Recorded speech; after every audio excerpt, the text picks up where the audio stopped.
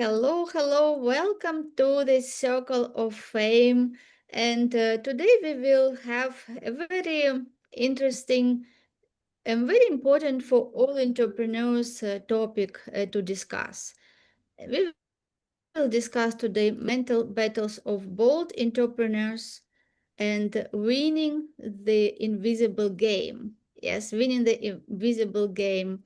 And why mental battles is so important? Because we know that everyone has those conversations within. Yes, that talk, which voices coming within, and so often those voices come from our past, from some limitations, from some um, maybe negative experience, and we accumulate during our life so many different memories, different situations. Yes, and our brain knows only what is the in the past. And when we set the big goals, it is totally from the different place. Our big goals are from future. And to achieve those big goals, we have to know how to get in control, how to stop those limiting ideas, limiting negative voices, and get our power back. And as we usually say, how to get the driver's seat again, yes, and lead our way.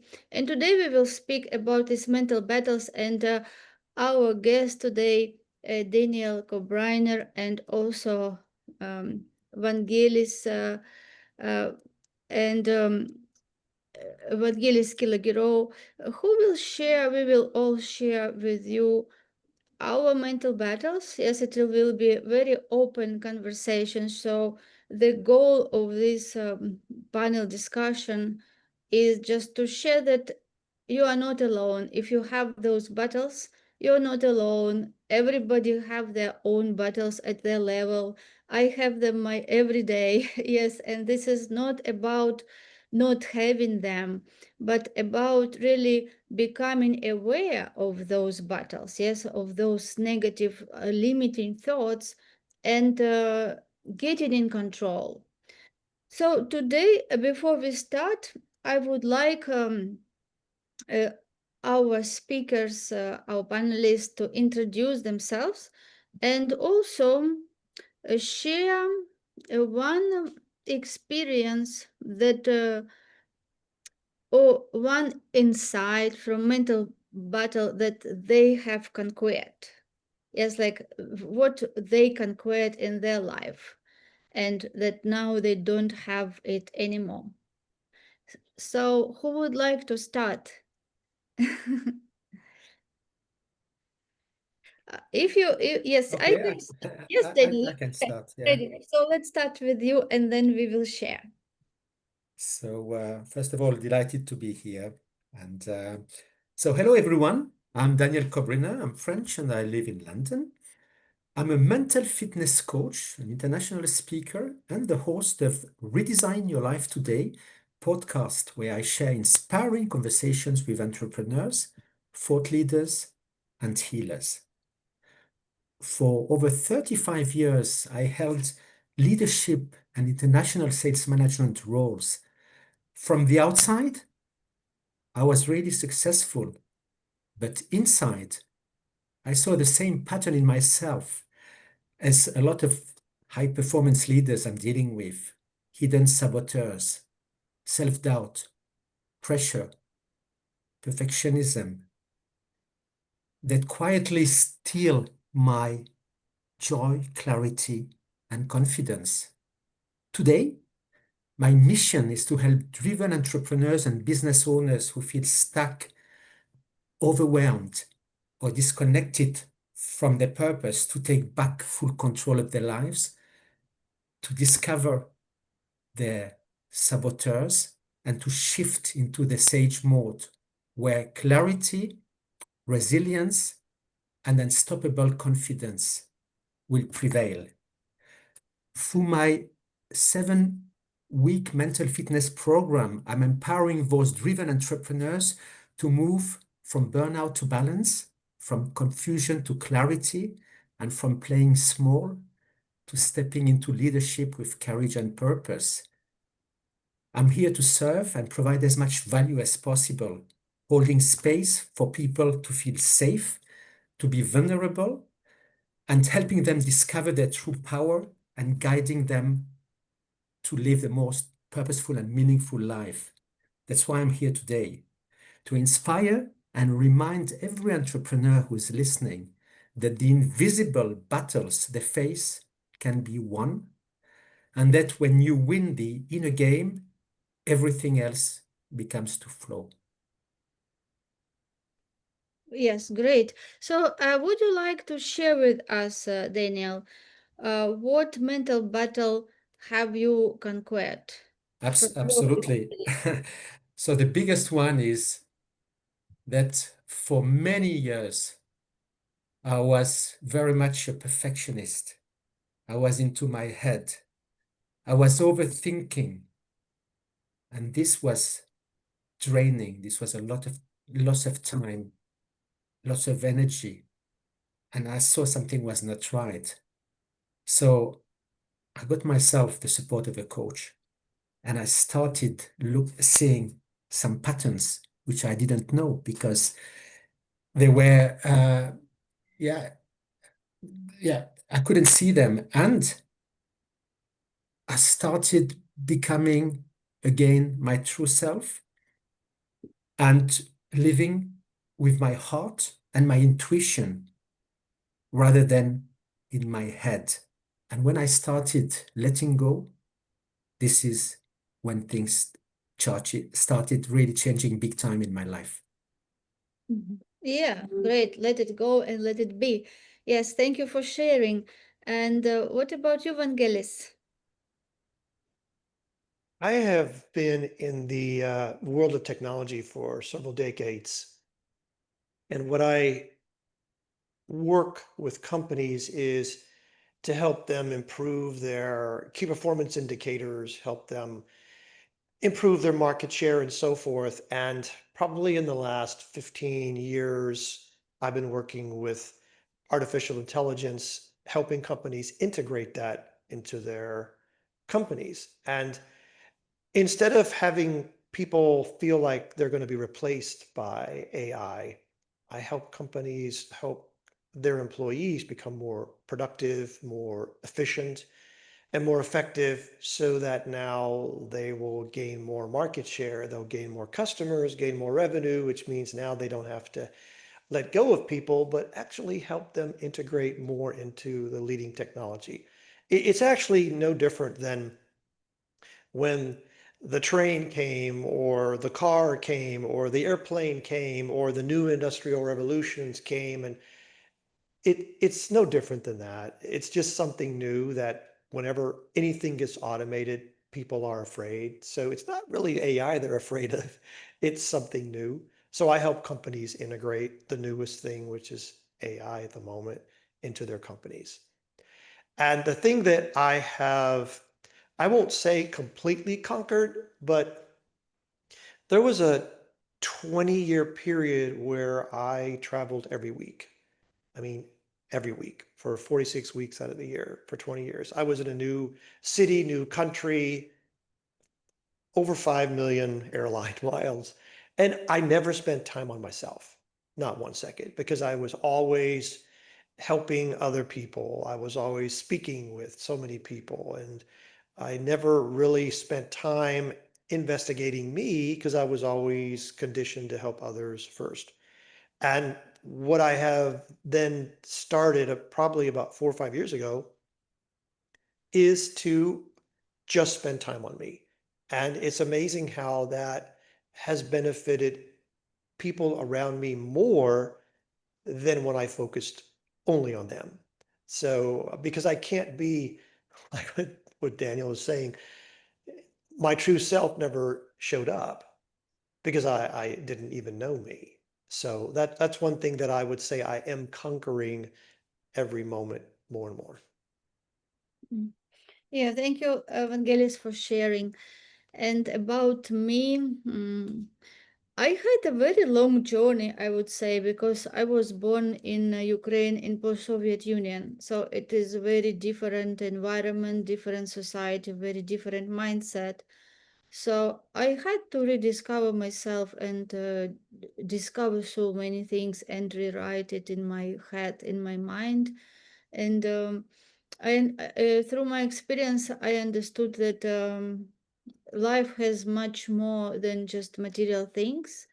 And I decided to start investing in myself and become value myself. And now I am a founder of Mindset to Results, where we help entrepreneurs to achieve their bold goals through this mindset shift and understanding that all results have been built initially within, and everything we have in life is just a reflection what is going inside. Also, I am host of the Mindset to Results podcast, and from this podcast, from that experience, I understood so many people have great knowledge, expertise, amazing life experience, and have passion to share their knowledge with the world, and not many people know about them. So this is how idea about creating the Circle of Fame initially came, to help those experts and get them together so they don't feel alone. They don't feel that they are only in their battle, yes, for their success, and sharing the wisdom with the world. So they come and become part of the Circle of Fame, where we connect. And later we started also organizing in-person events. And next year it will be retreats. Yeah, so it is amazing journey, and one battle which I conquered that helped me a lot through many, of course, which I had before. I think that this is embracing challenges and having very different attitude.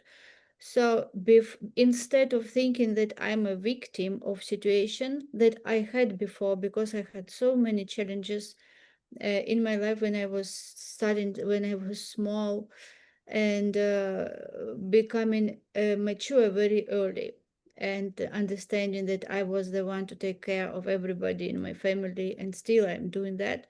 But it was so much on me that I was thinking that I am a victim. I was a victim, and I was just thinking, Somebody come help me. I cannot do it myself." But later, when I started working on my personal growth and understanding the power of mind, and understanding how important is the attitude, because when we change the attitude and we look at things different, those things become different, those things change. So when I understood that I have to change that being victim perspective, because there is nobody who will come and help me. Yes, nothing will change, and I don't have any power when I have that victim perspective. So I understood the power of my mind, and I got that power back, deciding that I am the owner of my life and the author of my life. And everything what is happening in my life is happening for the reason. So instead of blaming people or situations or anything which is outside, every situation what happens, whatever it is, I see that situation as a blessing, because that situation is telling me so much, and I can learn from that situation, because I know that everything is the cause and effect, and I'm the cause. And if something happens, it is just a fact. So if I don't want the situation to happen in the future, I have to change something. And this shift in my perspective, I think it is just such a big blessing, because it changed everything. It changed everything. I am observing situations, I learn from them, and then I grow. Like, it is not that I'm growing from positive experience, I also growing a lot, even maybe more, from negative experience, because I make very quickly those lessons which I learn. I make very quickly shifts, and those shifts helps me to jump to the next level. Yeah, so I think that was a big one. Okay, great. So yes, if you want to discuss, actually we can Yeah, discuss because yeah, I would like to make a point on this one because obviously, I'm very much on par with what you said, Elena. It's what I'm teaching as well as a mental fitness coach. But as you say, I would say that there are three levels. First, people who said, yeah, why do things happen to me? As you said, the victim, it's others, it's circumstances, it's jobs, it's right. So, and then it means you leave your power back to your power away to someone else. Then the second step is, oh, why is it happening for me? Oh, right. Why is it in my movie?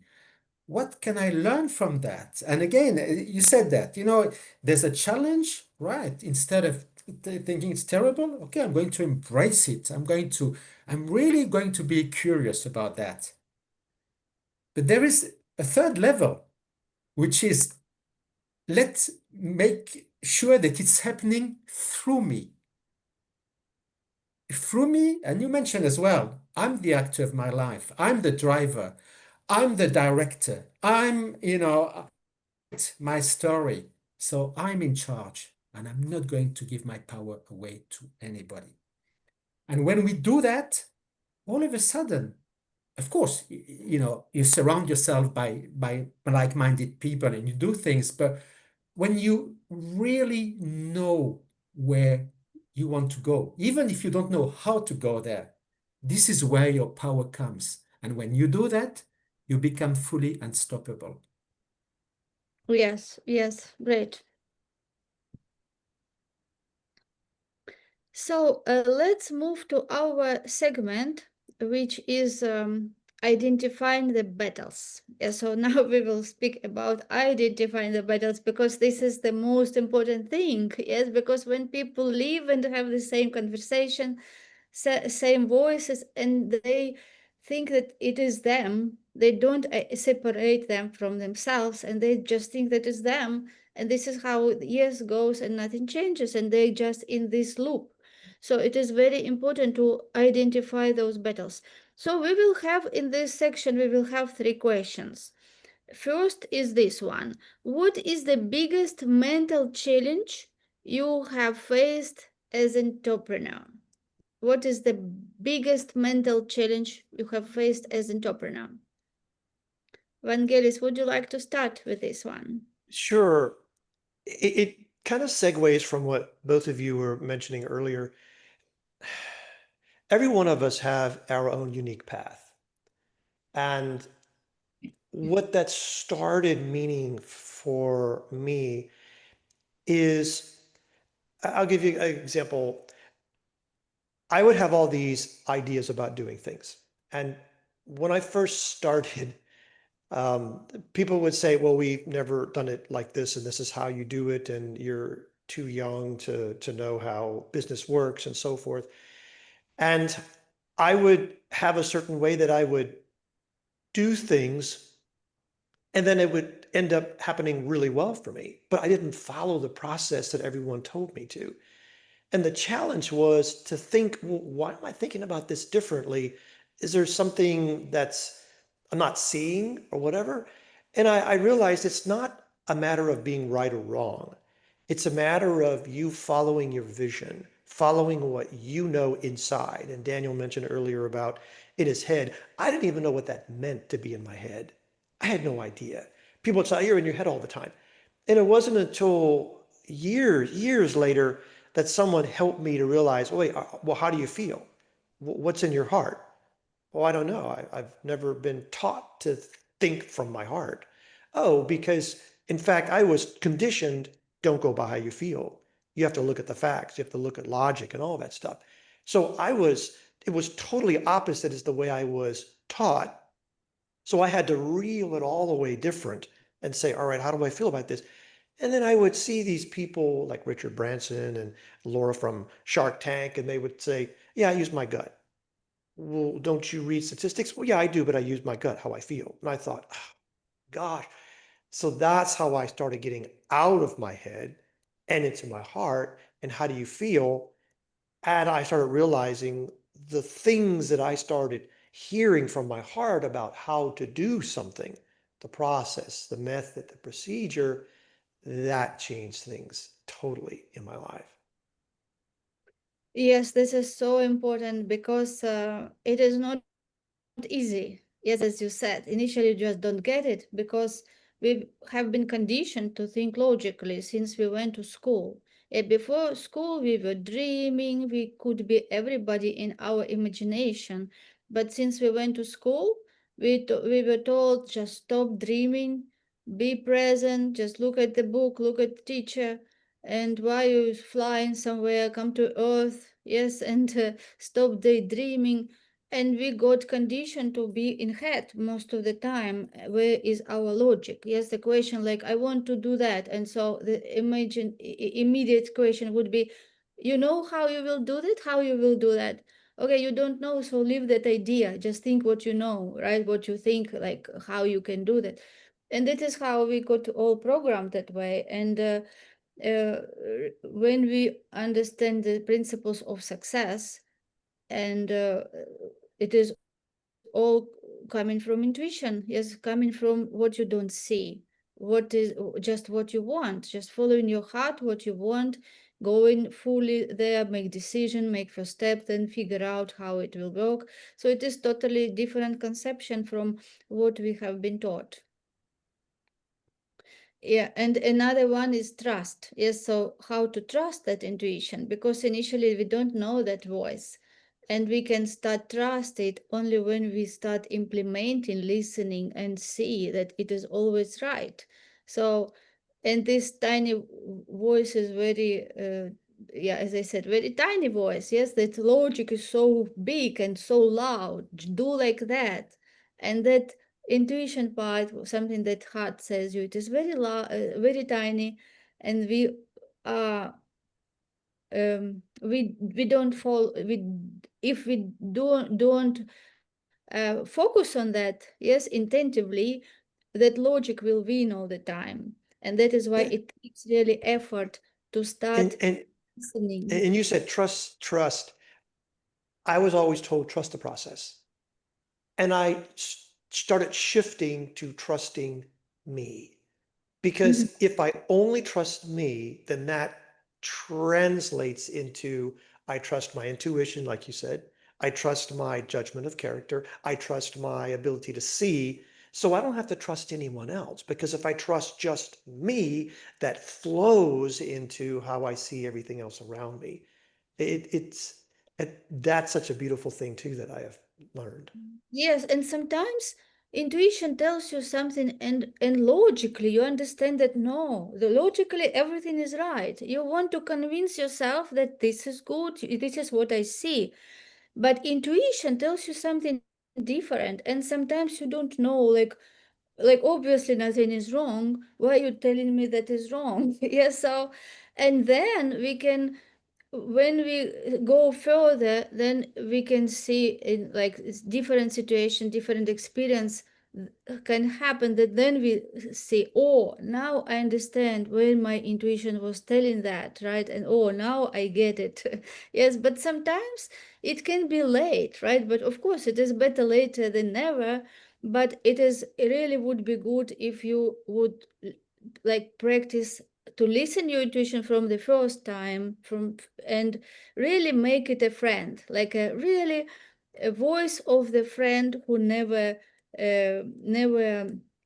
betrays you. Yes, like which always is just knowing what is the best for you, and that friend who sees your future self and speaking with you from the future, and that you might not understand now with your physical eyes, but that really when we start practicing, that voice becoming more familiar to us.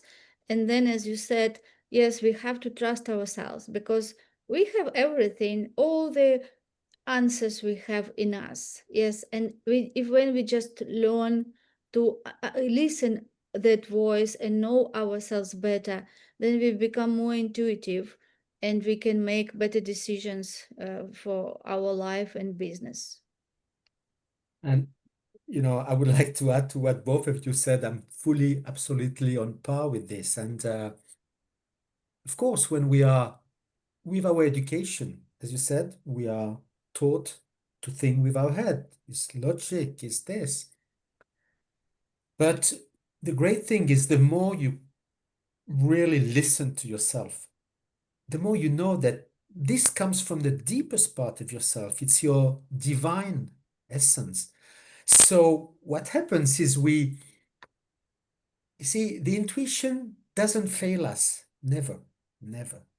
And it's made of different things. Of course, there's a combination of all the senses. Sometimes we see something, sometimes we hear something, we touch something, and brings emotions, but as well, the so-called sixth sense, which puts it together and is like, people call it sometimes third eye as well.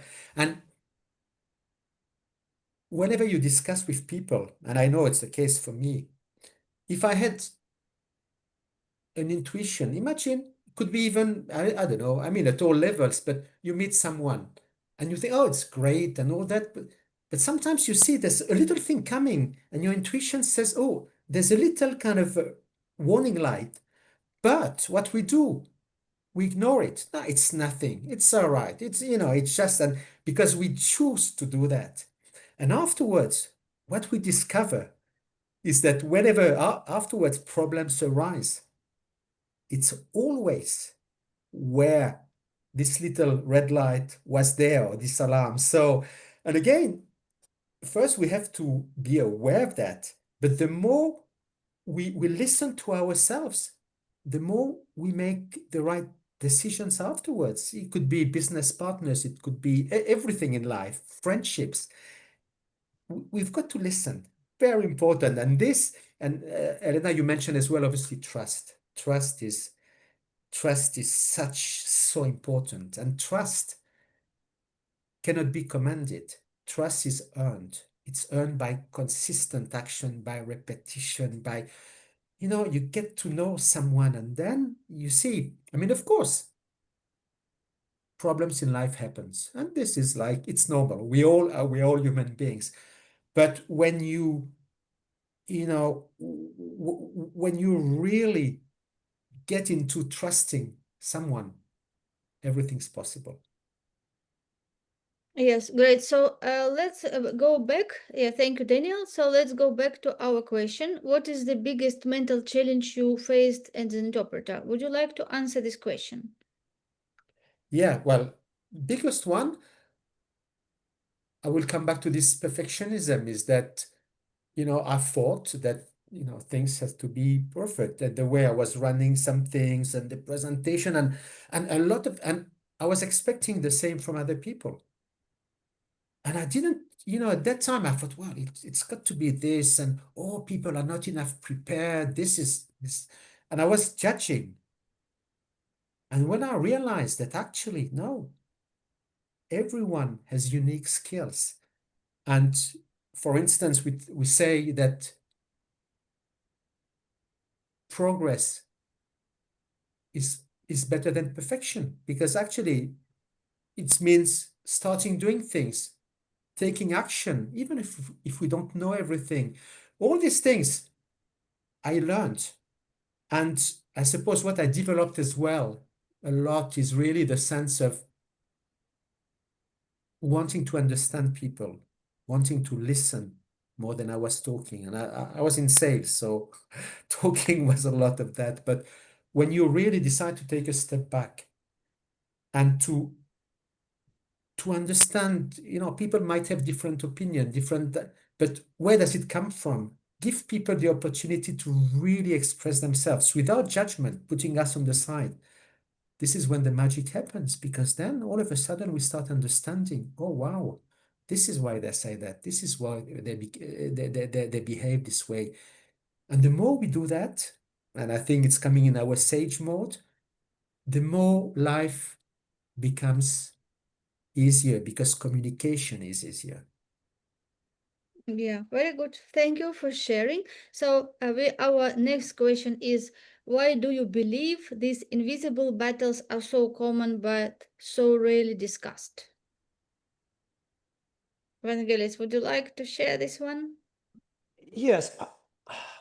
Part of what I started seeing is when you have expectations and outcomes in mind, because this is what we were taught at the first company I worked at when I was 20 years old. I was still in university and I was working part-time.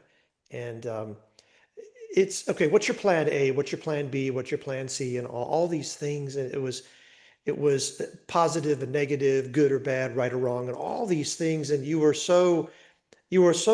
failure is not an option, is what I was always told, and you were so afraid of even doing something.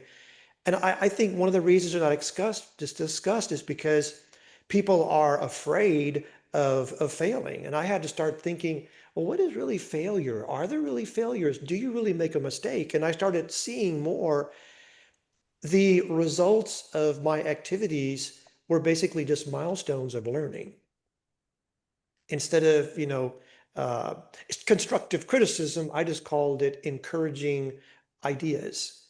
Yeah, I just reframed, restated stuff because everything was always so negative. Whenever my manager would say, could I see you for a few minutes? I was thinking, what did I do wrong? Why? Because rarely was it, I just wanted to commend you for the great job you did. So you didn't really want to discuss much, and they were all hidden and invisible because you were afraid that it was something, someone's going to point out something wrong. Rather than the other way of looking at it, oh, that's just another milestone, another step in your evolution. I didn't make a mistake. And I also, one other thing that really helped me was let me make my own decisions.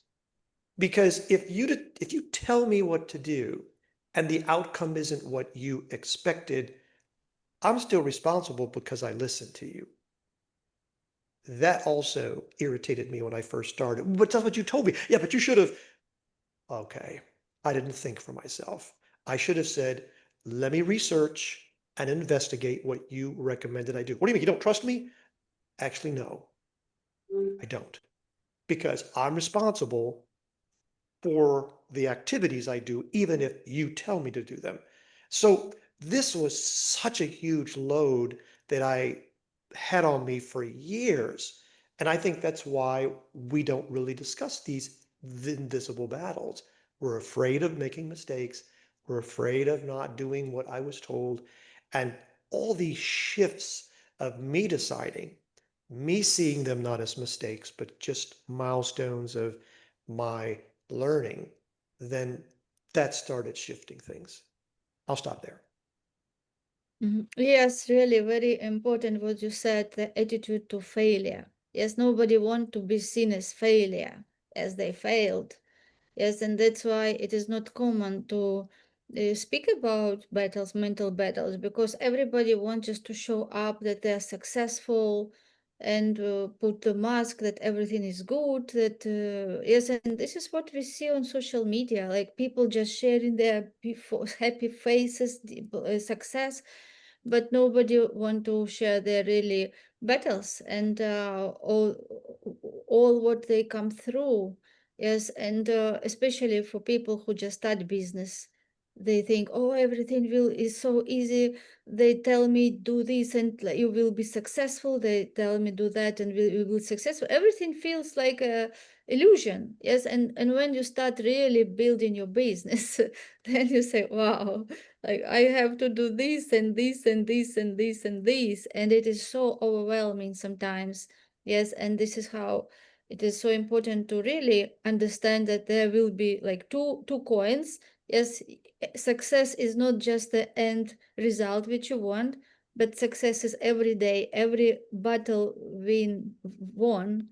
Yeah, this is your success, and it your success is like accumulation of all these small wins over yourself, over obstacles, over different situations, and this is what creates success. And it is not just about achieving goal. Yes, it's not just this is my goal. When I achieve it, I will be successful. It is not about having something different. It is mostly who you becoming. Yeah, because you get that just because you become that person who is aligned with that. It's because we don't own anything what we don't worth, what we don't earn. Yes, like the worth is always equivalent to that equivalent in money or whatever material. So the main idea is to make you grow to become that person who will automatically will start attracting everything that is in that level.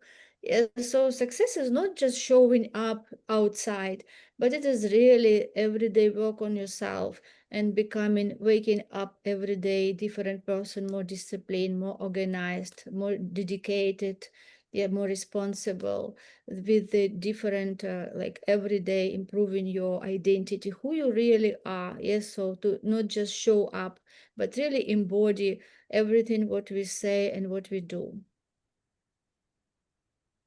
Yeah, very good, very good. And Elena, I would like to add something to that, about these invisible battles. We have very often a fear of being judged, of looking weak, of not so, and this is like, it's terrible. So even if we have something in us, we are not going to share that. So, and even the culture of success, there's one word which is absent from that, which is crucial. It's vulnerability. And this is the thing, we are taught as children to be tough, not to show our emotions. Sometimes we are disconnected from these emotions, right? So then, of course, all our life, oh no, we cannot cry, we cannot do things, we cannot say things, even if we feel it. No, we can't do that. So what's missing there? And this has to come as well from leadership, is really having a culture which encourages people to speak up, to be vulnerable without fears of being judged, criticized, or be given advice they don't want. It's really people being themselves. Oh, what's wrong? There's a problem. And again, it's not, oh, what happens? If somebody has an issue, instead of judging, no, trying to understand. And then sometimes you will hear, oh, well, I've got this family issue, this and that. All right, okay, I didn't know about that. And then you start empathize and you start.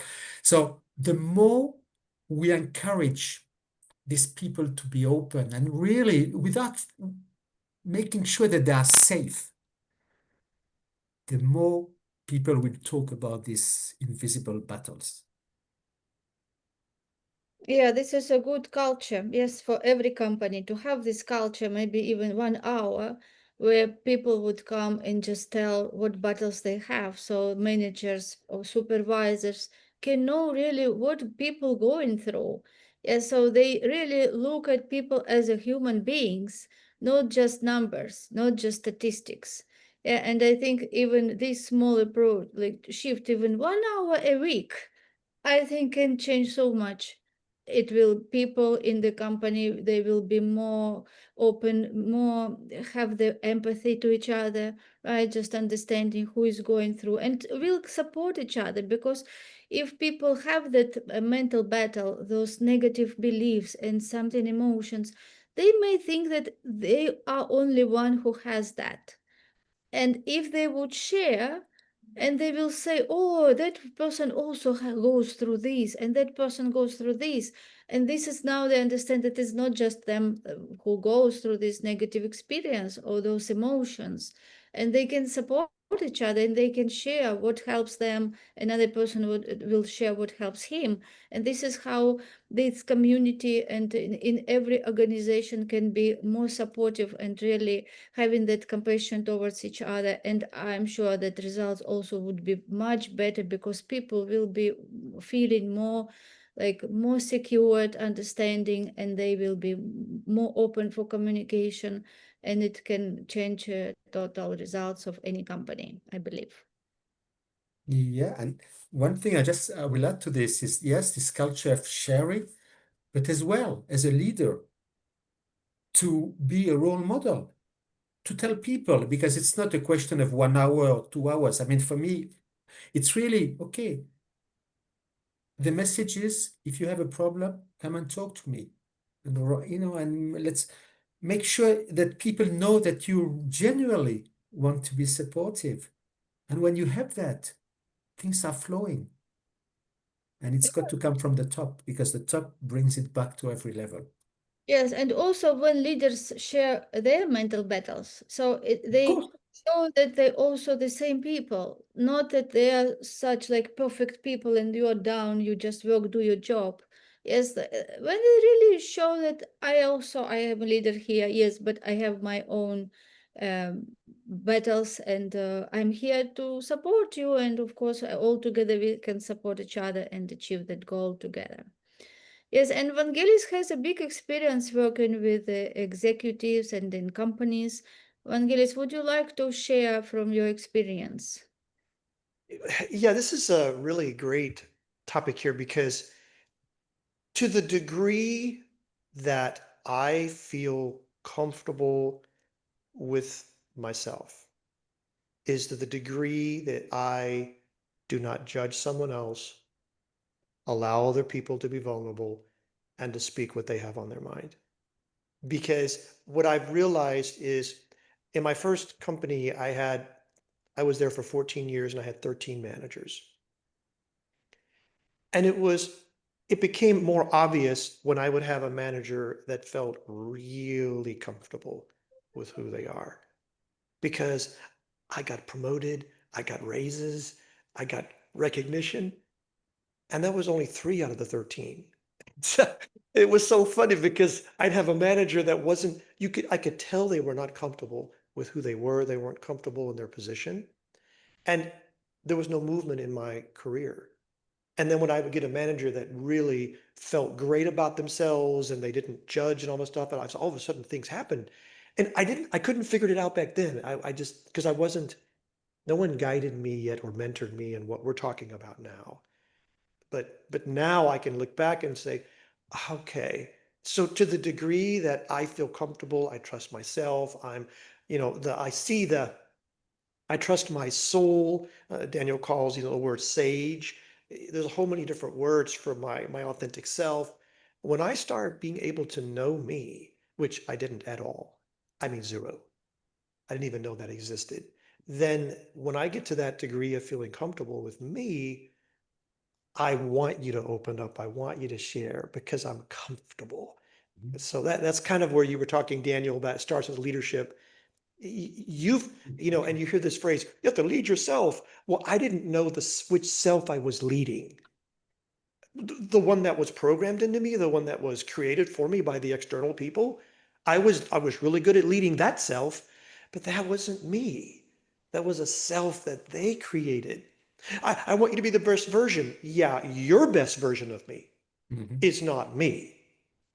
Right? I mean, it's such a flip, and it took me so many years to just even get to touch that because of how we're taught in the executive world, in the business world about, I mean, business is a culture just like, you know, Chinese, Japanese, Russian, German, those business is a culture as well because it's all got a routine and a set and all that type of stuff. So that was a big part of it.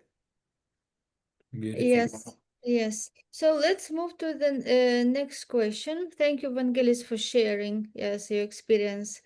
And our next question is, how do you recognize when you are slipping into negative mental patterns? Well, Elena, do you want to start with this Yes. question? Yes, I can start with this question. So, how do you recognize when you're slipping into negative mental patterns? You recognize this by shifting energy. Before thoughts, you feel energy. And you just can practice when you become observant of your feelings, emotions, and energy, you can catch it there, and it is very good if you catch it at that level.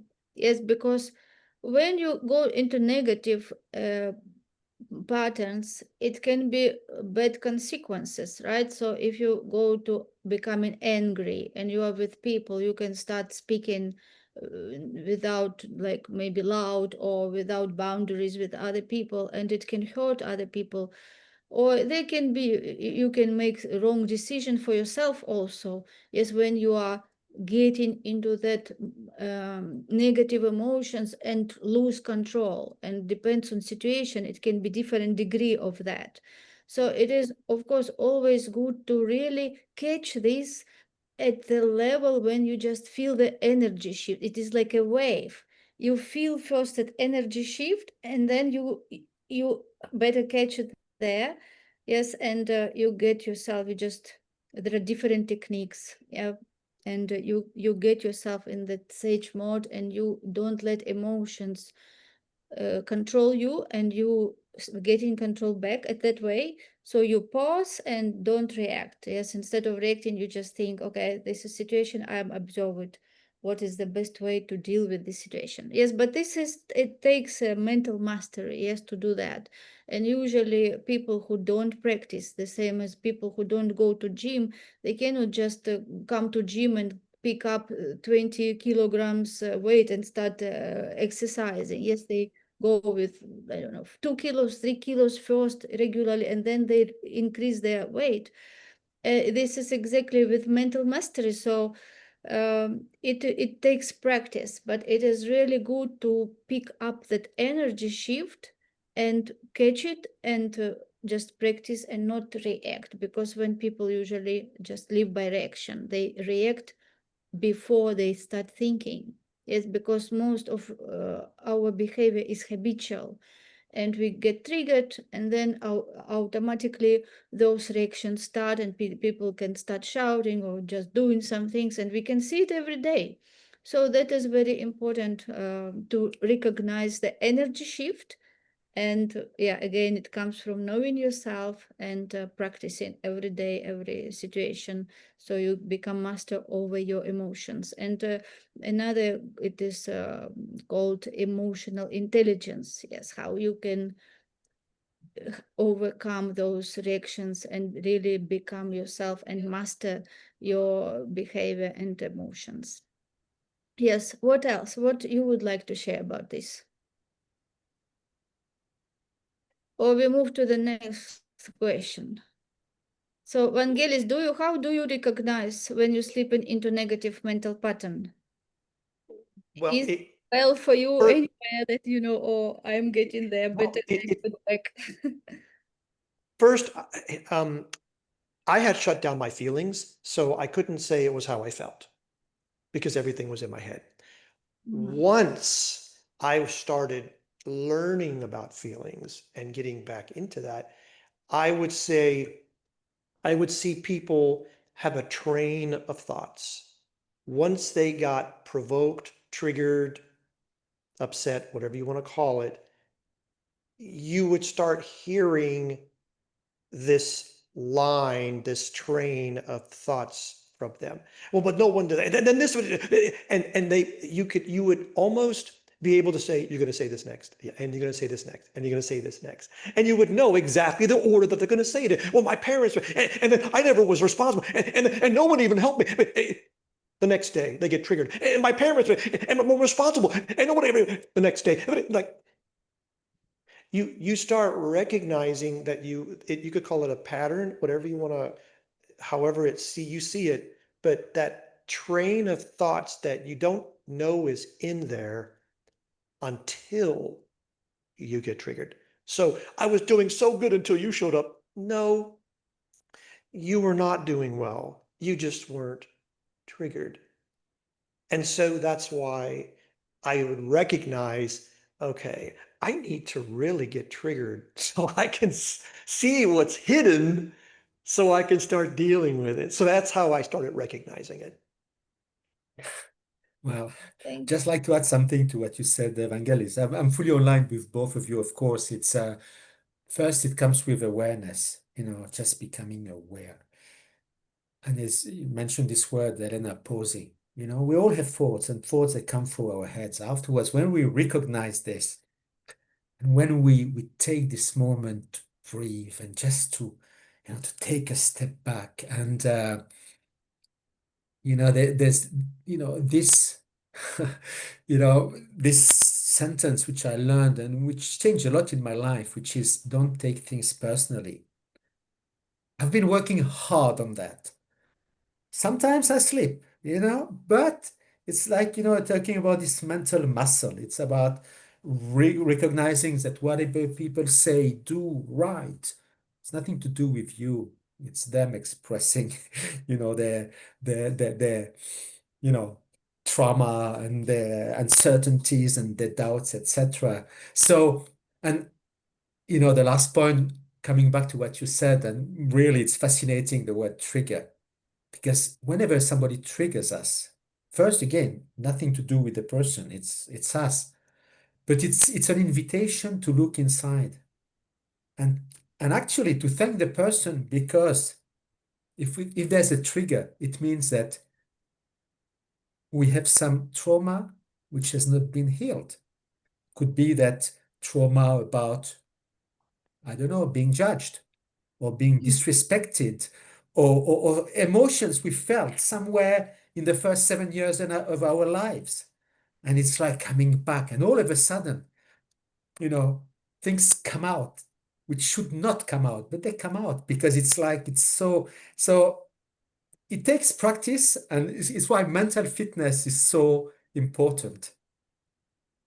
Yeah, very good. Thank you, Daniel. So let's move to the next segment we have here, and it is overcoming fear, doubt, and pressure. Overcoming fear, doubt, and pressure. Let's speak about this. And the first question for this segment is, what's your most effective strategy for overcoming fear or self-doubt? Vangelis, would you like to start with this? Sure. Yeah, you mentioned something way at the beginning about a victim. I didn't really, I was taught that everything external to me was what was creating my life and all that kind of stuff, right? I was not taught that I'm the one creating it. Okay, because it was this external entity that was in charge of everything and pulling the strings, and well, then I'm not doing anything. No, you cannot take credit for anything. I mean, how many thousands of times I heard that, you know? And so when I started reeling it back in and going, wait a second, if I don't think I'm the one doing this, then there's the uncertainty of what is doing it. And that's fearful because I don't know what they're thinking. Is it my best interest in mind? You feel hopeless, no power. But when I started realizing I'm the one doing this, everything changed for me, because now who am I doubting? Me. I had one of my mentors say, do you trust your soul? And I said, evidently not.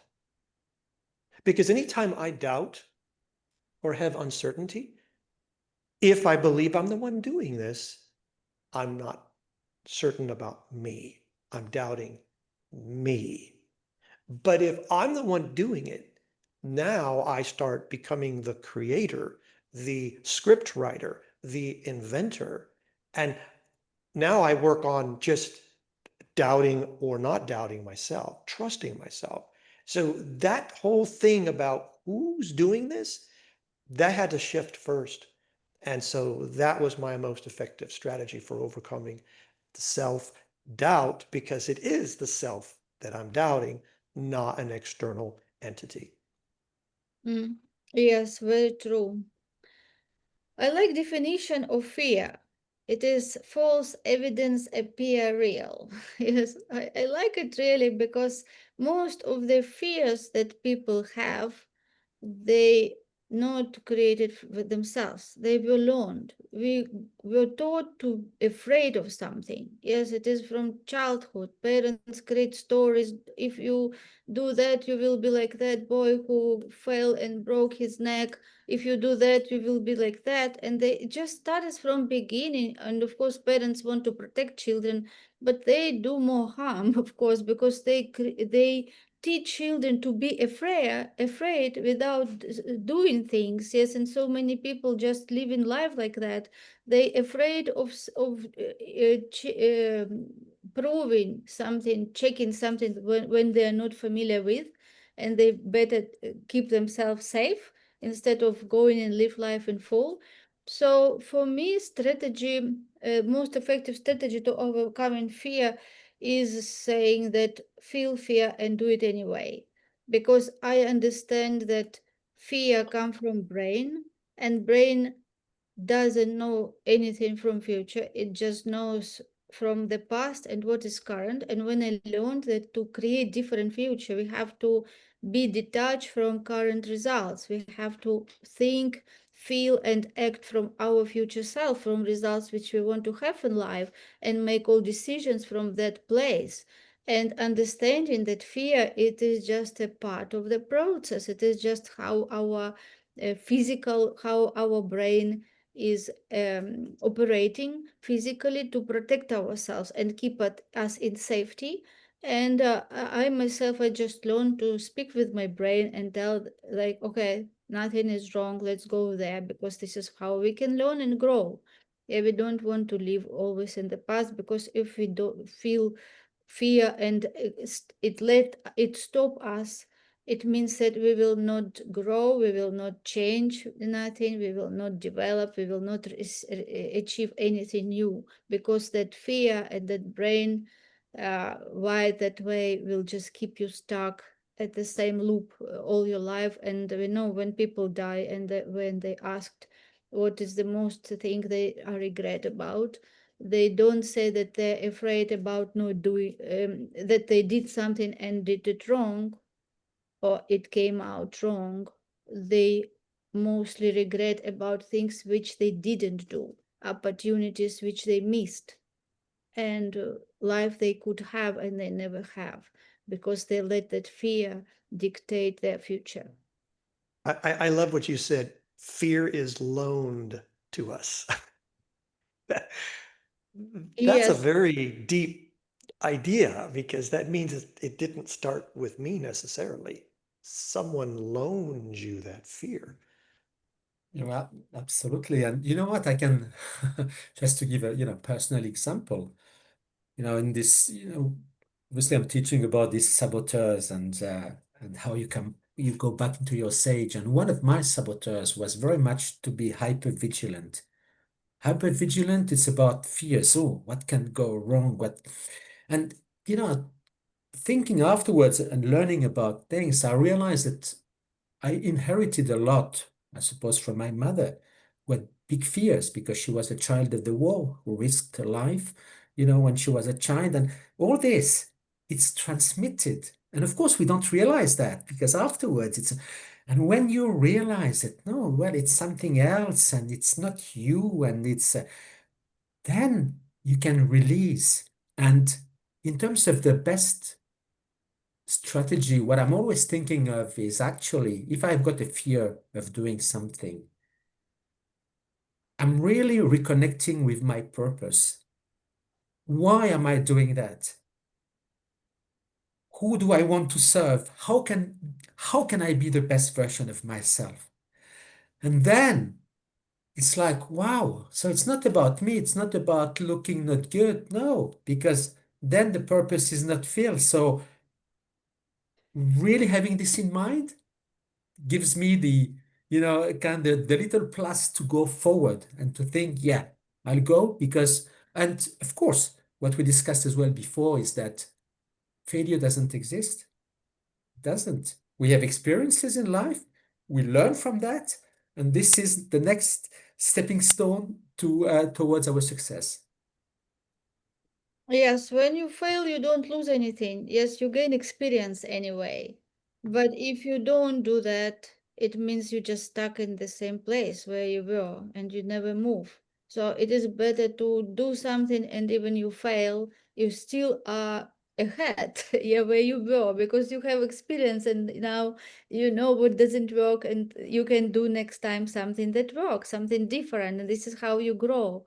Of course, it is better to learn from other people mistakes, from your own mistakes, because mistakes sometimes can be painful. Yes, it is painful to fail.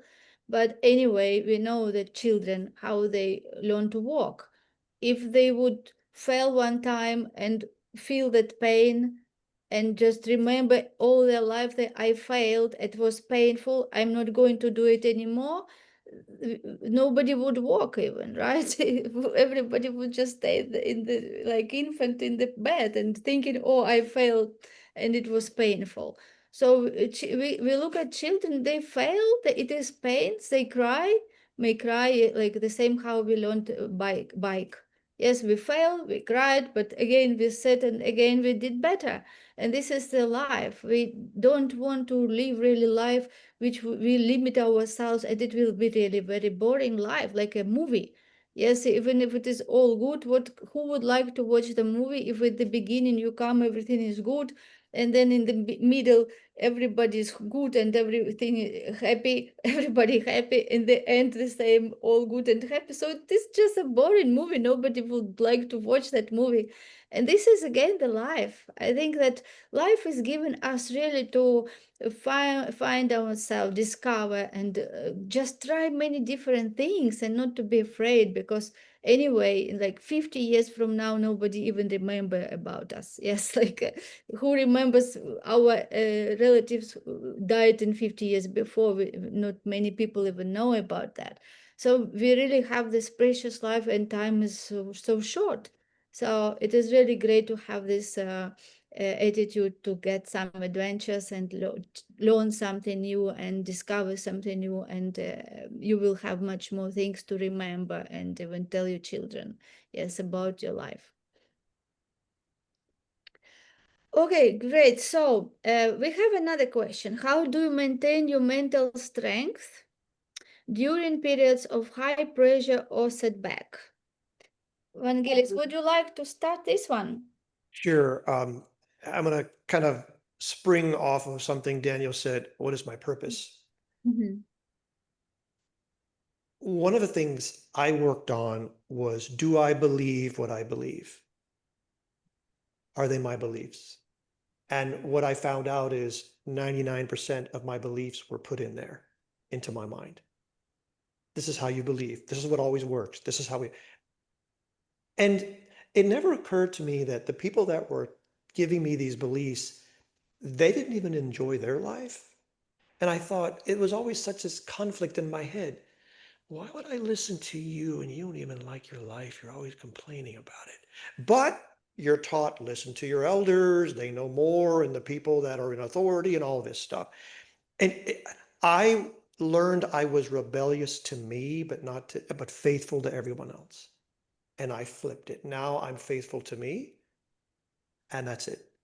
Because when I am thinking about things to maintain my strength during these periods of whatever, you call them setbacks, but again, they're just milestones of opportunities and things. It's, why am I doing what I'm doing? Is this something someone told me to do, which was the first part of my life? Now I'm looking, okay, is this what I am seeing in my path? Not your path, my path. And that took a while to just even see my path. See, the things that we're talking about here today, these are not just, oh, hey, tomorrow.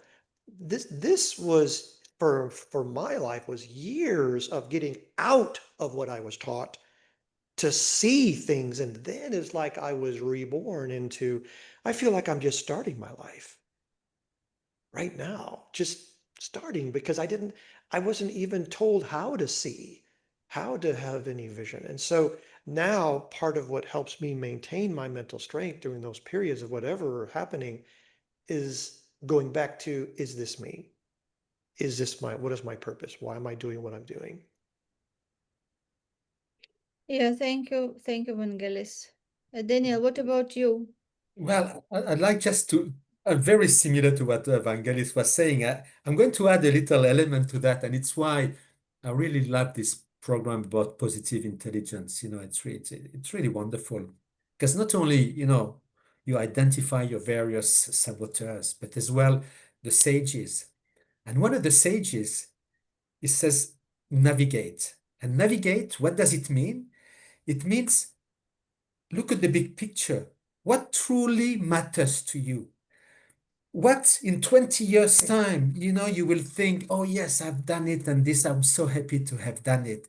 So it's really having this frame where you know your purpose, you know where you want to go. You don't know how to go, but you know that. And when you've got this, nothing can stop you. Okay, sometimes it's like a GPS. The road might take some detours, but will bring you back to the right track. So, I'm practicing these PQ reps as well, for instance, as part of doing routines.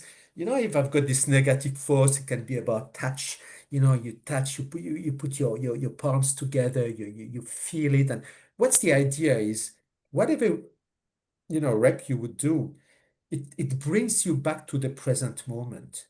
It's really about putting your thoughts away and really concentrating. It could be feeling, it could be touching something, it could be concentrating your attention to listening to something. Or even, for instance, when you eat food, instead of just, taking your food in, what about if you appreciate everything, if you smell the food before eating it, if you look at the color of it and you put it in your mouth and before even chewing it, you find the sensation. So everything, it's about anchoring ourselves in the present moment. And the more I do it, the more I feel appeased. And so it's about this, of course. Something very powerful as well in the morning is really to practice gratitude. What am I grateful for? Three things. Could be small things, could be big things, but instead of looking at what's going, not exactly the way we want. What about looking at all what's nice in our lives, all the good things, and being immensely grateful for friendships as well, for everything? Yeah, thank you so much. Yes, Daniel, it is great, yes, to practice this. PQ reps, it is, yeah, when we shift from left brain, where is our saboteurs and that logic, to the right brain, which is creative, and we're feeling. So we can, again, when we are under stress, under pressure, again, instead of just reacting at the same moment, we have to pause and just flip to that feeling, sensations, and that will let us to come down and be more reasonable. Yes, use reason and thinking about the situation again, to see, because initially it can be pressure or setback, but when we think about this situation again, it can tell us something. So it might be initially pressure, but when we step back and take time, we can think and we can find the better outcome of that situation. Yes, great. So let's now move to our next segment, and we will speak now about tools and practices for mental mastery. And we just discussed a little bit, yes, already. And let's speak a little more about this in our next segment. Yes, what daily or weekly practices keep your mindset sharp and resilient? Yes, let's just go one person for one question, because we still have some and we want to cover them all. So, what daily, weekly practices keep your mindset sharp and resilient?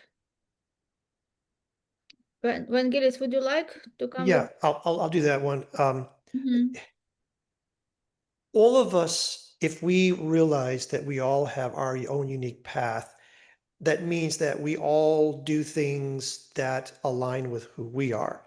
So, for example, my way of demonstrating gratefulness is something what Daniel just talked about.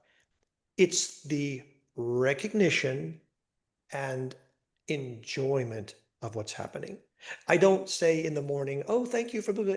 Now, if that, whatever energizes you, whatever allows you to express who you are is what you should do.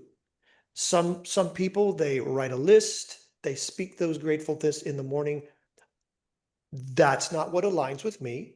What aligns with me is more what Daniel was talking about. Me just counting the number of sips, actually letting the food, you know, dissolve in my mouth, looking at the mountains over here where I live, just recognizing, oh, how I feel when I walk, all these different things. That is my practice of gratitude. Now, if yours is writing it down and speaking and stuff, whatever energizes you, whatever allows you to be expressed through you, that's what I recommend you do. And don't worry about other people, what they do. My meditation is me talking to me.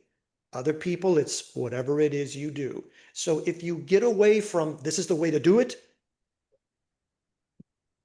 that will free you, because that's what freed me. Thank you. Yes, yes. Yeah. So the next question, can you share a turning point where a mindset shift led to a breakthrough? Daniel, do you want to share this one? Or Sure. yeah? Yes, so what Yeah, is well, the turning point where yeah, this, mindset led to as you know, I was in sales and management for, 35 years, and it was a great career, but what something was missing, and this is where really I listened to my calling. I realized when I listened to coaches a few years ago that I had coached people all my life without knowing it, really wanting people to get the best of themselves for them. So this is where what was the shift in mindset is really, it was a shift from achieving to aligning, Hmm. or a shift from doing from being. And this is really when this 7-week mental fitness program, was born.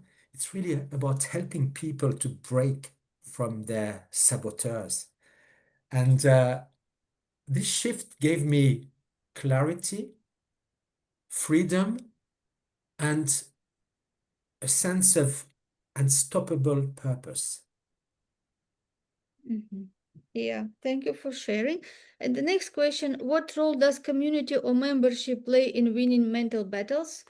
I can answer this. So, yeah, it is just everything. Mentorship is everything because I remember what it did for me when I found my mentor, Bob Proctor. And in 6 months working with him, I couldn't recognize myself. So it was so big, big, tremendous change. And this is how I would say everyone that find your mentor and really help yourself with mentor, because mentor will see you as you don't see yourself. Yes, mentor will see your potential which you don't see. Yes, it is like you cannot be inside the bottle and see the label. Yes, a mentor is somebody who is outside and who did that and can help you to shorten that gap between where you are now and your potentially, where you can be potentially. Yes, and of course, community. Community is very important because entrepreneurial journey can be very lonely. Yes, like people start business, they're alone, they don't have that experience, and it takes so much time that I remember myself. I was just spending hours a days in front of computer being alone. So community is very important, and it is important really to be in community which will be uplifting, which people who believe in you, believe in your dreams, and they can see as you as able to do that. They can tell you you can do that. And this even only this part means a lot, because we all can have self-doubts, and we of course have all these mental battles, and having somebody like mentor or community, we can connect with some people, right, like relate and resonate, and having those people who tell you like just go for it, you can do it, it is amazing, what you think, what you see, it will be so great. And having that like any extra energy as to your energy, because our energy can sometimes go up and down, and sometimes we really may feel like low, and or really is it something that I have to do. And in that case it is very important having accountability, yes, to be accountable with somebody, and to tell your goals and keep each other accountable. And this is how a community can be very helpful. And I would like to add a word on that, because for me it's very important. Community is on the top now. And I think I've renewed my environment completely over the last 12 months in terms of the people I'm with. I'm very grateful to be part of this beautiful community which you have created, Elena, which is really wonderful. And it's about really, there's a sense of belonging. It's a sense of sharing. And it's why it's really, we owe it to ourselves to surround us by people with whom, we share, ideas and emotions. And the more we do that, the more we can get the best of ourselves, and we can help others doing the same. So for everybody who is listening today, please surround yourself with like-minded, like-spirited people. It will change your life. Yes, the Circle of Fame feels like a family, really. Absolutely, Yes, absolutely. like all our experts, like family, because we meet every 2 weeks and we discuss different topics and we know each other and everyone perspective, and it really feels so good to have uh, like-minded people in this community. And we meet in person now, Elena, in person, in events as well, in live events, Yes, which in live events also, yes, this is our next step. Yes, initially we started with panel discussions only like this one, and later events and then retreats. Yeah, it is really amazing opportunity for everyone who to join and share their expertise, and also find other experts to be in this supporting lovely community. Yes, and Vangelis, would you like to share anything regarding this before we move to the next segment, the last one? No, we can go to the next question. It kind Yes. of segued into it. Yeah, great. So, our last final segment is advice and improvement. Yeah, so we will speak about advice and improvement. We have two questions. So, the first one is, what's your best advice for entrepreneurs currently battling mental obstacles? What's your best advice for entrepreneurs currently battling mental obstacles? Vangelis, would you like to share this one? Sure. And I'm going to kind of transition from the idea that we talked about mentors and stuff. Mhm. My sister, she teaches fifth grade. And in order to get into her class, you have to be at a level of consciousness, awareness, knowledge, experience. It doesn't mean the first grade teachers are not good. It's that you are now at a different level of awareness and consciousness. All right, so with that as the backdrop, sometimes your mentor is a first grade teacher, a second grade teacher. Let's talk about the business world. Let's talk about whatever world you're in, entrepreneurs. You may get advice and help and assistance from people, but when it's time to change grades, it's okay. Because that's one thing that I realized. It's like people around you are like rocket boosters. When they've gotten you to a certain altitude, they drop off. The next rocket booster takes you up to the next altitude, and they drop off. It's beautiful because my first grade teacher got me to go to second grade, and my second grade got me to go to third grade. I appreciate every person that got me to that next level of awareness and consciousness. And so when it's time to move on, you move on because, again, they did their job. They were there for an amazing purpose. So part of what my best advice is find the people that are going to get you to where you need to go to the next step. And then it's okay when you change to get to the next step, because that it's like I've had several startups, and some people are great with creation, but they're not a good corporate person. They can't take that company to the next step. So you find someone who really understands operations and business stuff. And then now you might need a different person that takes the company from 5 years to 10 years because it's a different thought process now. So it's that knowing when to shift and pivot, knowing when to grab certain things of information and surrounding yourself with certain people. And when we talk about like-minded, it's like-minded in that energy, in that mindset. I don't want yes people around me because I've seen companies that had yes people and those companies don't exist anymore. So like-minded just means that they get you to the like mind of where they are, and then you go to the next session. So that was really important thing for me. Mhm. Yes, for me, like-minded people are those who have goals, yes, who have discipline, who have a right attitude towards life, towards themselves, who are supportive.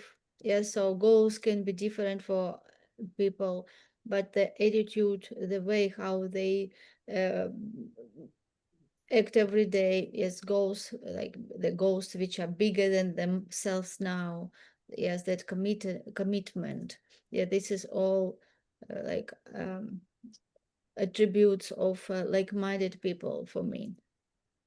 I would like just to add one thing to that quickly is that, you see, now I'm using two words. I'm using the words like-minded and like-spirited. There's a difference because spirituality, I mean, for me now plays a big part in my life. It's quite recent in a way, but it's really about sometimes it could be people sharing the faith, sharing beliefs as well. I mean, things which really resonate with your inner self, whatever it is. And sometimes you discover this. And when you find, some people call, I like this word, that you find your tribe. Sometimes it happens, you meet people and you think, oh, wow, this resonates with me. And so we are in a journey where we're discovering different paths. And it's great to discover, it's great to look. And afterwards, when we run this journey, very often we find it. And it's a beautiful journey. Yes, okay, great. So what is your best advice for entrepreneurs currently battling mental obstacles? Daniel, would you like to answer this Yeah, question? it will be quick because actually, perhaps I'm going to repeat myself a little bit, but it's really whenever something happens to you, it's instead of looking it, like, oh, why is it happening to me? Why do I have this problem? Is why does it happen for me? What can I learn? And what empowering myself? How can it happen best through me? So it's really about change of mindset, look at, setbacks as opportunities and embrace change because change will always be there. And we know that the next biggest success is on the other side of our biggest fear. Yeah, thank you so much. So, what advice I would say entrepreneurs currently battling mental obstacles? I would say that there are different degree, yes, of mental obstacles, and if it is like high degree, of course, might be some speaking to a specialist or psychologist or somebody who can really help you with some practical techniques, or find entrepreneurs who also in your tribe and share with them what mental obstacles you have and ask for support. Yeah, I don't stay alone with your mental battles, because of course everybody wants to be look as a champion. I'm so strong. I like always I am good, but yes, we don't we like there are some kind of people who just want to show that everything is good, and they think that, oh, if I don't want to be negative, speaking about negative, why I want to burden other people.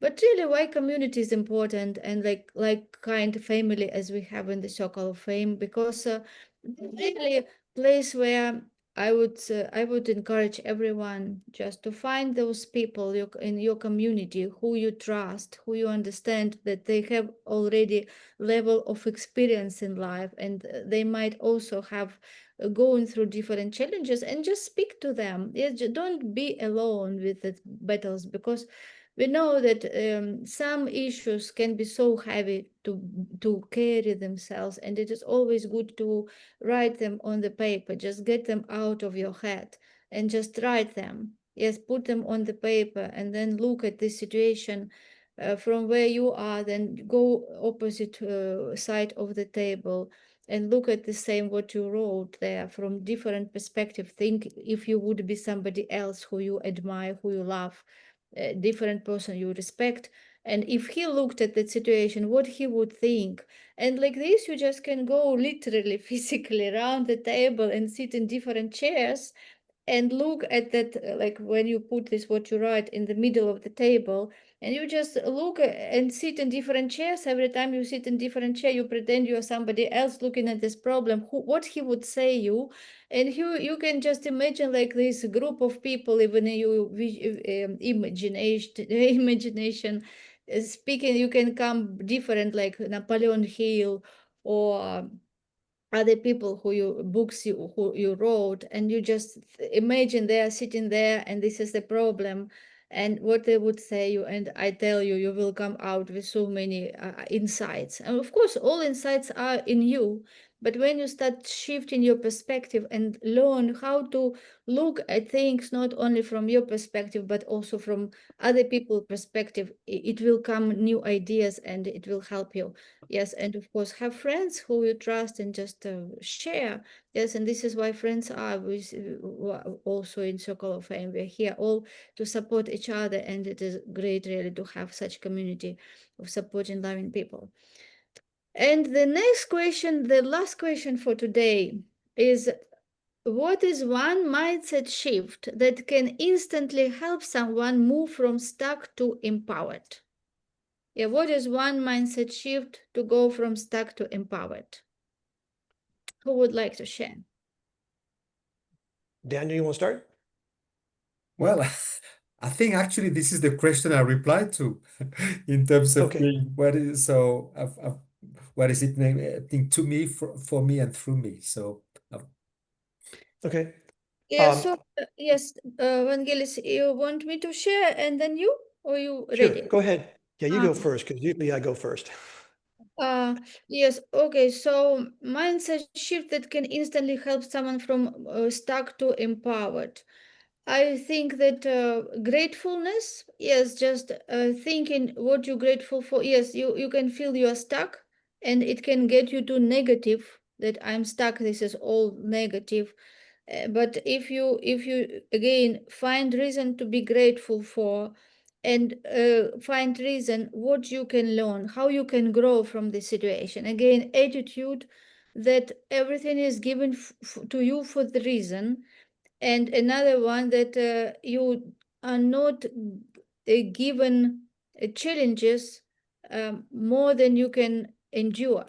Like if it is given to you, it means that you can endure, you can grow from this. And this is why it is given to you, because of your big goal. Because in order to get where you want to get, have to grow. So all these challenges come. So stuck, it is means that you don't look, you don't see the way, right? Like I'm stuck, it is means like you are in the same loop. So you have to get in the from that loop, and the only way it is to change your mindset. Just start looking at things different. Think that you can instead of I cannot, yeah, or I'm not enough. Just start. Just ask yourself those questions. What is this? Like monologue you have in your head, and start telling yourself, this is my big goal, this is why I want that, and I can, yeah, I want it. It means that I can do that. Maybe I don't know how, but I'm able and I'm capable and I can do it. And look for mentor. Yeah, this is, I would say, one thing. Look for right person, right mentor who will help you, because you can go so quickly from where you are to where you can be when you open your mind and start seeing opportunities and not lock yourself. Because when you're stuck, it means you locked yourself. You just think the same thoughts, the same feelings, the same actions. And this is what means stuck. So get the mentor who will help you to open your eyes and see other things, which is so many. And sometimes we just don't see because we only have this like shores like a horse, right? Like it is good to look around and see there are so many opportunities, and believe in yourself and have faith also. When you believe in yourself, when you do right thing, also have faith that you will be guided and you will find the way, and of course through mentor or through other entrepreneurs in your community.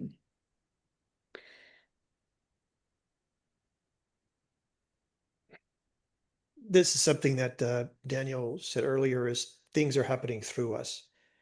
For me to grasp what that means in my life is back to what we were saying earlier. I'm the one creating this. Because for it to happen through me means it didn't come from outside, came from inside. That means I can't be a victim. That means that who am I looking for guidance? Me. It's coming through me. It's coming through me. I'm the one doing this. I'm the imagination is my imagination. The curiosity is my curiosity. Instead of asking, why did this happen? Well, what do you mean? I did this. So what is next for me? There's a reason I brought this about in my life. I'm curious. I brought this into my life for a reason. And I just start listening to myself. Okay, what did I do? What is happening? What am I? Okay, and then I start allowing the inspiration to come through. And I allow myself to do things, whereas before it's like, well, I have to have this has to happen here. Well, no, I read a book. I don't know why I'm reading it. And 2 months later, hey, do you know anything about? Oh, that's why I listen to myself by reading that book. I'm doing something right now with artificial intelligence. And it's figuring out how to create an AI agent to help me with my emails. And then all of a sudden, hey, can you help us with our company doing it? Oh, that's why I did that. So I'm back to trusting myself. I'm curious. It's through me, not coming from someone telling me. I'm meditating to me. I mean, what a shift in my life. And everyone benefits when I'm true to myself. And true to myself is, again, it's coming through me, and I'm the one creating it. Yes, great, great. Beautiful, beautiful, You, Vangelis. yeah, you have peace. Yes, like this good state when you have peace with yourself and you don't have Yes. battle like, oh, should I do that or should I that, or should I please those people, or I do what I want to do. Yes, like this really, so like that when people don't have that peace and really not united then with themselves and aligned, Yes. it also they spend so much energy pretending something who they are not. So it is really great, as you share, just to be yourself and just accept, yeah, who you are, and listen, really like look for your body and your feelings to guide you, and be open, yes, to be. Exactly. And the word as well is being fully authentic, being fully yourself, in charge with your full power. Yes, great. So we discussed these questions, and I really appreciate you, yeah, for sharing your perspective and your life experience and knowledge. And to people who are listening to us, I would really encourage you to listen again and think. What one practice from what you learn from this panel discussion you will implement this week on in next week, because of course it is important not what we know but what we do. And I hope that our conversation and sharing from our heart will also help you to improve your relations with yourself. Yes, love yourself, and know how to overcome those mental battles, because we all have them. And you know that now that you're not alone. And of course, reach out to us if you want to any help or any advice. reach out to us. We are all happy to support you in the Circle of Fame. We have amazing experts, and this is why we do these panel discussions to share with the world the knowledge, life experience, and wisdom which we have from it. Yes, so thank you, Daniel and Vangelis. If you want to just share before we wrap up this panel discussion, maybe what is your takeaway from today shortly?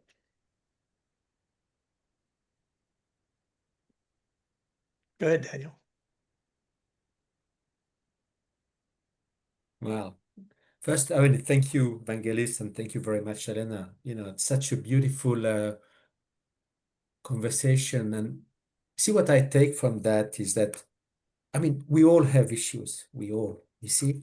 But when we start sharing, when we are vulnerable, when we are ready to embracing new learnings, new opportunities, and when we are part of a powerful community, this is when we fulfill the best possible purpose in our lives. Yes, thank you so much. Yes, I really appreciate such panel discussions because I find them very unique. Yes, very unique when people just come and not pretending anything, just share. And I believe that it is so beneficial for many people who are in their entrepreneurial journey, and they can pick up our brain, yes, which when we discuss different topics and learn a lot. I take notes when people speak, and I think part of what we learn here is to be open. Because, Elena will say 5 profound things in 1 minute. It's like, okay. And then Daniel will say something like a side comment, and I'm going, wait, Daniel, that was amazing. So that's what I find so fun is you all say so many beautiful things, and I don't want to miss it. And so I just take notes, and it just helps me to start putting the pieces of the puzzle, like weave that cloth together, that we're all part of this whole, hologram of whatever it is. And just to remain open is the thing that I constantly hear. That's one of the main themes. Is we call it vulnerable. It's also part of the vulnerability is to realize there's a lot of things that I can gather from a lot of people. It's part of the tribe you guys were talking about earlier. So I think that's really important, and to take note of it. And because yeah, well, how did that go? It was great. What did you take away? Oh, they said some great things. Like what?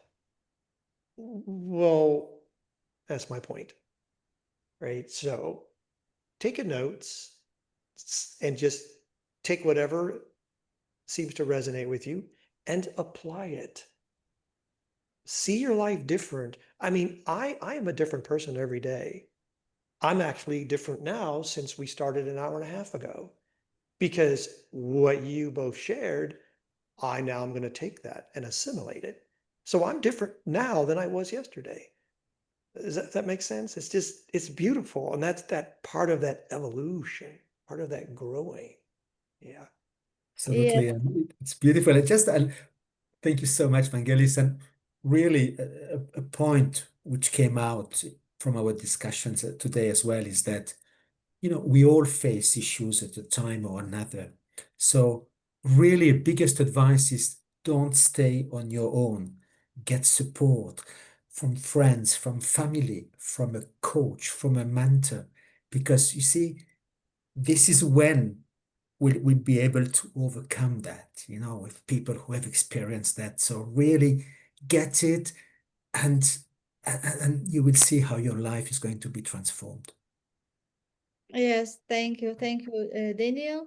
And what one takeaway you will get from here, Vangelis? Like, what is your advice, which you will implement next week? Well, it's the thing about things coming through you. I mean, it's like you've seen kind of how the consciousness has changed. life's not happening to you, it's happening for you. And then it's like, well, okay, let's go past 12th grade and masters. Let's get into the PhD now. It's happening through you. Mhm. Well, what does that mean?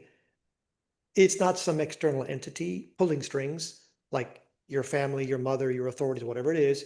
It's I'm pulling the strings. That was a huge game change for me, a life-changing shift, because now the fear of what's happening, well, I'm doing it. Being the one driving the car is different than the passenger. You know, being the one flying the plane, you know when you're going to go up and when you're going to go down, rather than, oh, okay. You know, when you're the one piloting your life, you're the master of your destiny, you're the captain of your ship. Life's different. Now you're sailing. It's flying. It's great. Yes, great. And for me, takeaway, which I will implement this week, will be to be present and be, yes, find those moments when I can be enjoying the sound, the feels, like food. Yes, so in really switch from being in head and be in senses, in that sensation, to be more focused on them, to make breaks during the day and be doing those picky reps, which I also practice usually, but be more uh, this next week to be more how to say Intentional. yes, right word, yes, intentional about that, yes. And recently I started practicing this, yes, even when we eat food. It is so deep, makes such a big difference when you just eat food and thinking about something else, then you don't even recognize what you ate, and like you just ate, and then your head was in different places within that 15 minutes. And difference when you eat and you don't think about anything and you just enjoy, as Daniel explained, like enjoy that smells and taste and the dish. Yes, it makes such a big difference, and the food digests much better. Yeah, and then we don't just eat, and then we don't even recognize how much we ate. When we eat mindfully, we also eat less because we are more present, and we eat less, and of course we will feel better. Yes, And that's part of the definition of being present. Mhm. I mean, just what you just said, that's part of being present. When you do things because it's calculating, you're actually, there's a reason for why you're doing what you're doing. I mean, I started counting my chewing 30 years ago. Somebody said, 75% of your digestion happens in your mouth. Really? Yeah. Okay. So I started chewing my food. I had to start counting first, 60, 65. Now it's beyond discipline. It's just what I do. I'm always the last one finished. But boy, do I enjoy it. Mhm. Yes, so it is a really great habit. Yes, great habit to eat mindfully and be present. And also, even like today, I was listening also for mental fitness, and we can do it. It just all the habit. Like when we go from our bedroom to bathroom, we can, even when we walk, we can feel the feelings in our feet, and when we brush teeth, we also can, or wash hands, we can feel the temperature of the water and just be present in the temperature and feeling. So it really helps us to be present, and it will start getting like habit, more habit, so we are not all time in the head, but we really start enjoying life more, being present in every moment. So that was good also reminder for me today. And there was one thing you said, Elena, if I may say, you said, when people die or before people die on their, what's the biggest regret they can have? It's not the things we have, they didn't succeed. It's life. It's the things they wanted to do and they never did.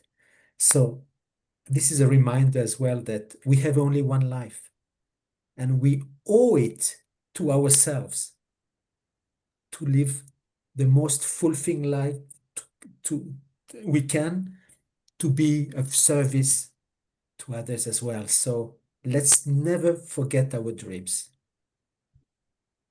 Yeah.